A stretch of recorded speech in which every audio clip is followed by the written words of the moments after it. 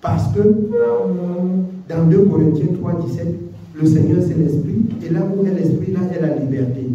C'est une parole certaine. Tu lis sans l'Esprit de Dieu, alors tu vas interpréter à ta façon.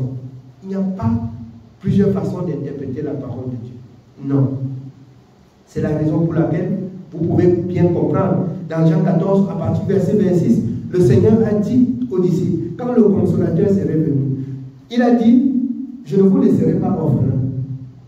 Dans peu de temps, alors le consolateur doit venir. Et quand il serait venu, il vous conduira, il vous enseignera, il vous rappellera ce que je suis en train de vous dire. Nous avons vu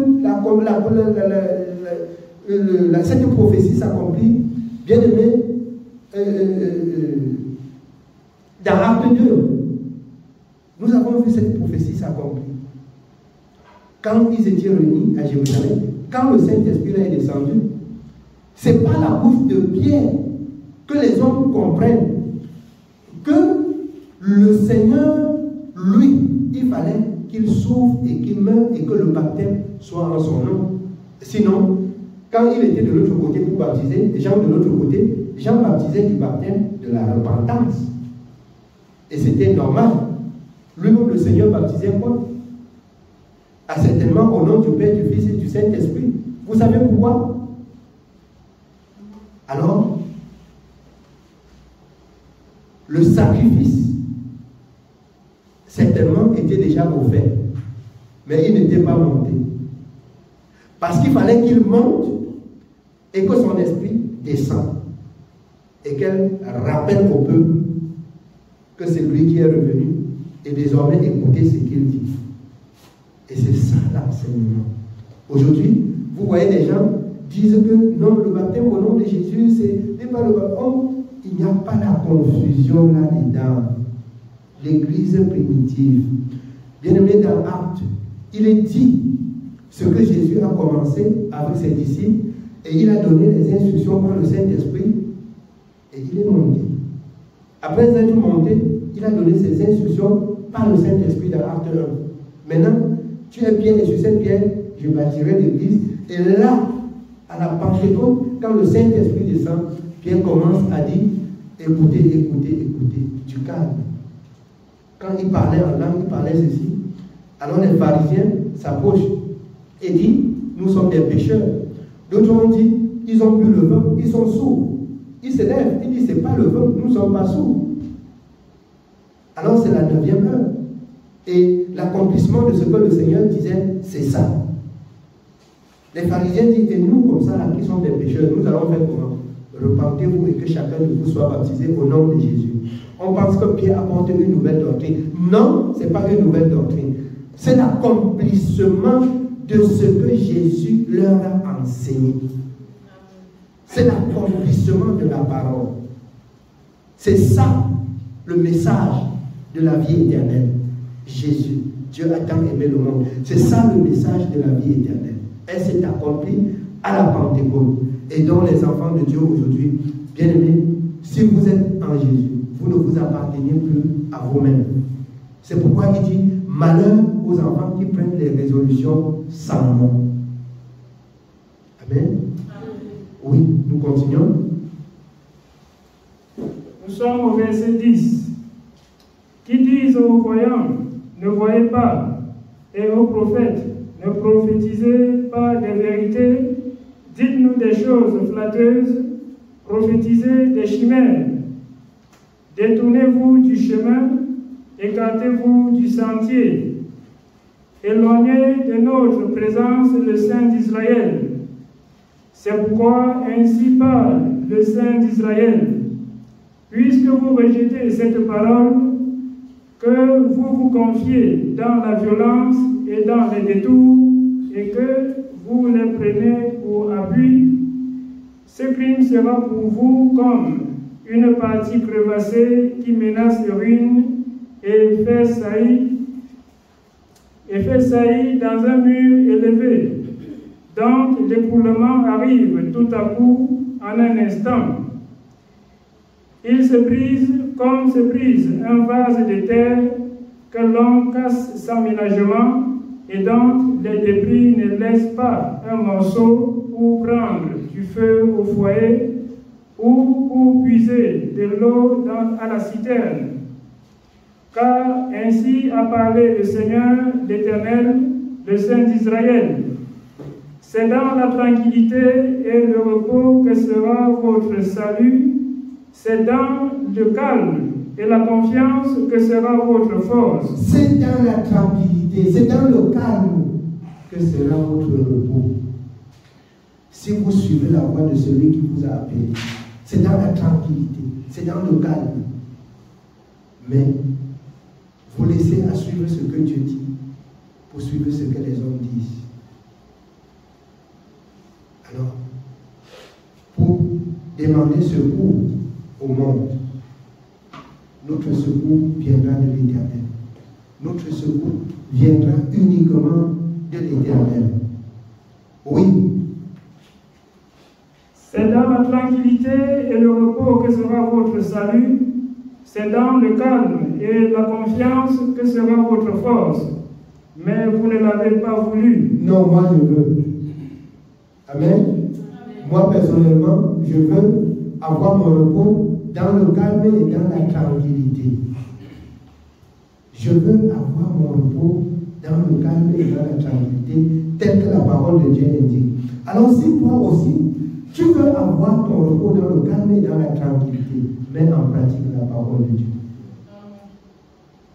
Ne cherche plus le secours en Égypte. Cherche à avoir ton secours de l'Éternel. Oui. Au verset 16, vous avez dit, non, nous prendrons la course à cheval. C'est pourquoi vous fuirez à la course. Nous monterons des poussiers légers. C'est pourquoi ceux qui vous poursuivront seront légers. 1000 fuiront à la menace d'un seul, et à la menace des 5, vous fuirez jusqu'à ce que vous restiez comme un signal au sommet de la montagne, comme un étendard sur la colline. Cependant, l'Éternel désire vous faire grâce et il se lèvera pour vous faire miséricorde. L'Éternel désire vous faire grâce. Il se lèvera pour vous faire miséricorde. Rachetez le temps. Les jours sont mauvaises. Ayez pour secours l'Éternel. Alors, bien-aimés, recherchez pour secours l'Éternel. Dieu, dans le livre d'Ézéchiel, ce que Dieu veut, ce n'est pas la mort du méchant. À partir de ce soir, si tu es méchant dans tes actions, c'est le temps pour toi de te repentir et de changer. De te repentir et de changer. Dieu désire te faire du bien. Dieu veut que tu sois sauvé. Dieu t'aime pour que tu sois sauvé. Que la méchanceté quitte ton cœur. Que tes désirs, bien-aimés, disparaissent et que désormais ta vie devienne ce que Dieu dit dans sa parole. Amen. Oui. Au verset 18. Cependant, l'Éternel désire vous faire grâce et il se lèvera pour vous faire miséricorde. Car l'Éternel est un Dieu juste. Heureux tous ceux qui espèrent en lui. Oui, peuple de Sion, habitant de Jérusalem, tu ne pleureras plus. Il te fera grâce quand tu crieras. Dès qu'il aura entendu, il t'exaucera. Le Seigneur vous donnera du pain dans l'angoisse et de l'eau dans la détresse. Ceux qui t'instruisent ne se cacheront plus, mais tes yeux verront ceux qui t'instruisent. Tes oreilles entendront derrière toi la voix qui dira, voici le chemin, marchez-y, car vous irez à droite ou vous irez à gauche. Vous tiendrez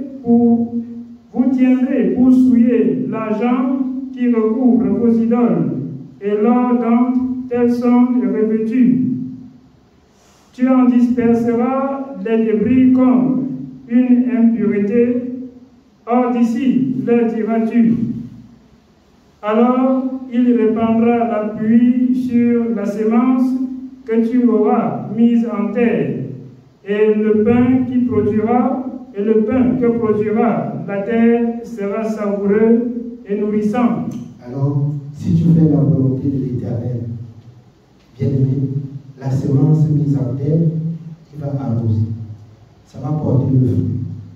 Tu seras, ou encore, prince ou princesse de l'Éternel. On va voir la réussite sur toi. Tu seras la réussite.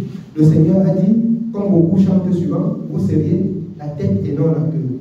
Il s'agit, bien-aimé, de la tête pour mettre en pratique la parole et de la tête pour réussir selon l'ordre de Dieu et que les gens voient plutôt sur vous. Amen. Oui.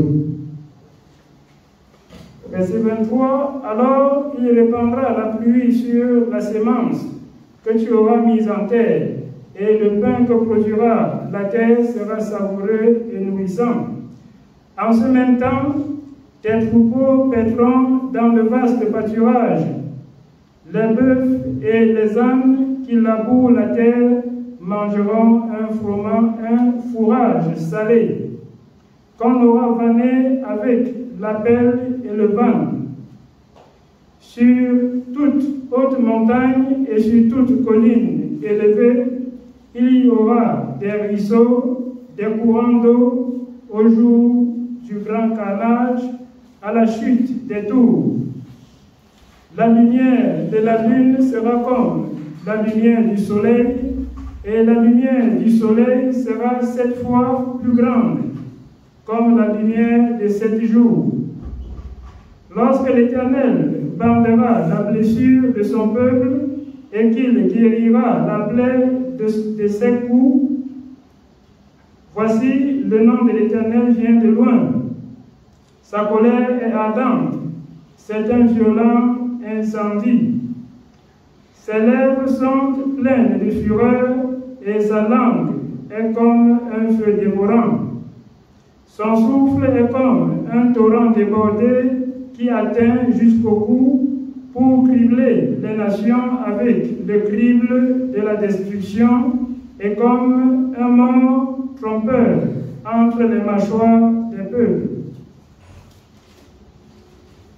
Vous chanterez comme la nuit où l'on célèbre la fête. Vous aurez le cœur joyeux comme celui qui marche au son de la flûte pour aller à la montagne de l'Éternel vers le rocher d'Israël. Et l'Éternel fera retentir sa voix majestueuse, il montera son bras prêt à frapper. Il montrera son bras prêt à frapper dans l'ardeur de sa colère, au milieu de la flamme d'un feu dévorant, de l'inondation, de la tempête et des pieds de grêle. À la voix de l'Éternel, l'Assyrien tremblera. L'Éternel le frappera de sa verge. À chaque coup de la verge qui lui est destinée et que l'Éternel fera tomber sur lui, on entendra des tambourins et les harpes. L'Éternel combattra contre lui à main levée.